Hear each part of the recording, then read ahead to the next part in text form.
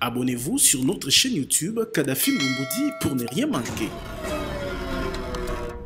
Chère Fortune, cher Piana, mesdames et messieurs, je suis très heureux de vous retrouver ce matin parce que nous faisons la suite à une série de conversations que nous avons commencées sur les besoins pour nous de nous assurer que nous communiquons de manière optimale comme gouvernement, et nous ne pouvons pas considérer que le travail gouvernemental en termes de communication est un travail qui ne concerne que les médias classiques, dans un contexte où nous tous nous savons que la plupart de ceux qui consomment l'actualité ou l'information des jeunes Congolais, on ne peut que les retrouver sur les réseaux sociaux.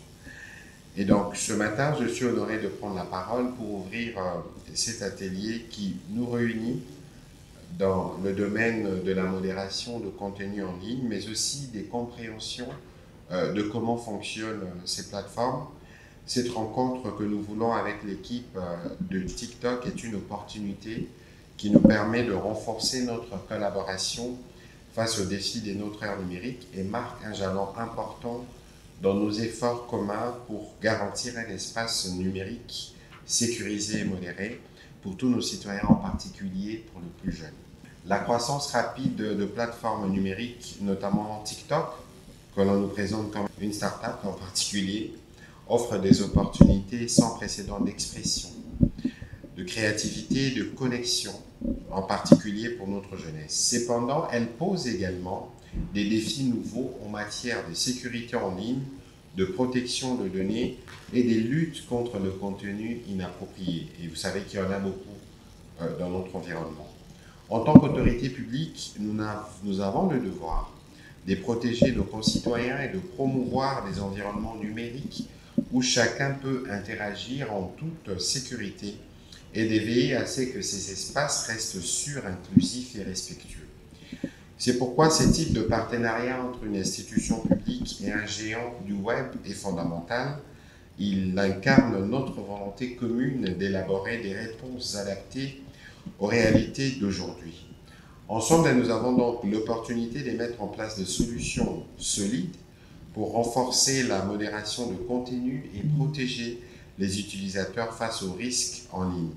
En collaborant étroitement avec des acteurs clés de la technologie, notamment TikTok, nous pouvons mieux répondre aux besoins de notre société, non seulement en matière de régulation des sécurités, mais aussi en matière de contenu, dans un contexte où nous devons construire notre nation, dans un contexte où, sur les réseaux sociaux, se répandent plus les antivaleurs que les valeurs que nous souhaiterons voir partagées par tous nos jeunes. Je voudrais donc exprimer toute ma gratitude à l'équipe de TikTok qui a fait les déplacements pour leur engagement et leur ouverture à collaborer avec notre gouvernement et par ricochet avec toutes nos équipes. J'espère que cet atelier sera une occasion de renforcer notre compréhension mutuelle et de jeter les bases d'un partenariat solide et durable au bénéfice de notre pays. Je voudrais donc vous souhaiter une journée de travail enrichissante et constructive, et je suis convaincu que les échanges contribueront à un avenir numérique meilleur pour la République démocratique du Congo. Et je ne ferai pas l'économie des conversations que nous avions eues hier en marge du début de cet atelier avec l'équipe de TikTok ici représentée.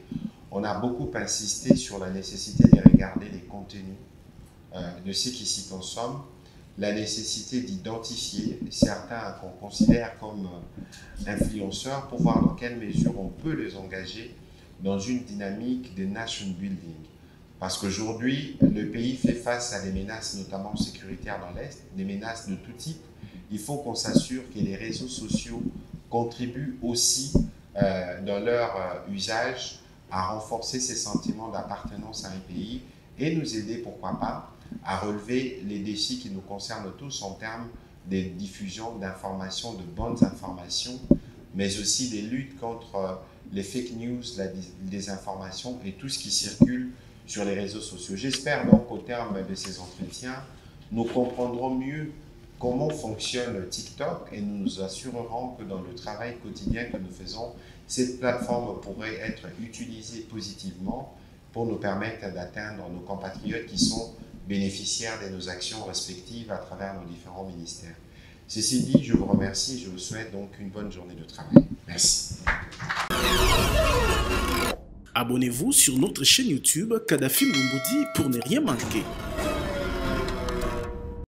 Des ordinateurs pimpant neufs, 49 au total, logés soigneusement dans une salle réhabilitée et aménagée pour la circonstance.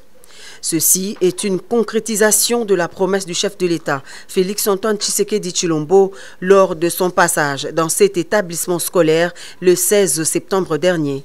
Les responsables de l'école primaire 1 et 2 Yolo Nord apprécient ce geste du président de la République, vu ici comme un élan de modernisation visant à réduire la fracture numérique dans les établissements scolaires publics.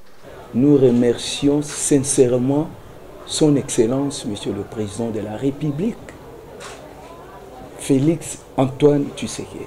Même vous avez vu, vous avez palpé. Nous avons eu 49 machines. Et quelle sorte de machines? Même si je ne suis pas encore parti en Europe, mais je vois que je suis en Europe. Nous sommes dans la joie.